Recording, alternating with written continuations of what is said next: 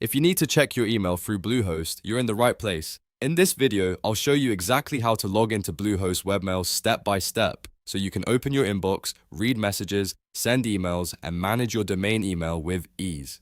This is a quick and simple process, and once you know where to click, you can get into Webmail anytime without confusion. If this tutorial helps you, make sure to hit like and subscribe for more easy software and website guides. Let's get started.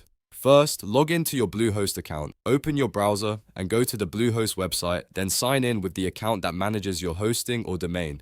Once you're inside your dashboard, look at the left-hand menu. You should see an option labeled Email. Go ahead and click Email to open your email management area. Now, find the domain email account you want to access. If you have more than one email address connected to your domain, make sure you choose the correct one. Bluehost usually displays your available email accounts in a list, so take a moment to identify the mailbox you want to open. Once you've found it, click Login to Webmail.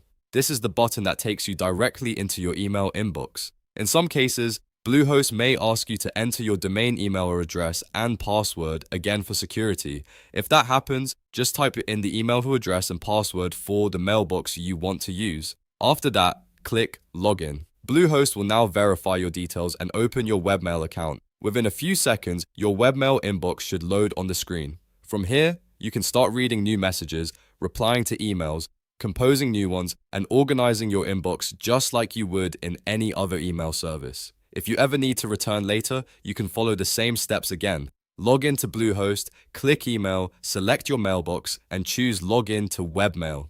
It's a fast way to access your professional domain email without needing a separate app or complicated setup. And that's it. You now know how to log into Bluehost Webmail the easy way. If this video helped, please give it a thumbs up, subscribe to the channel, and turn on notifications so you don't miss the next tutorial. Thanks for watching, and I'll see you in the next one.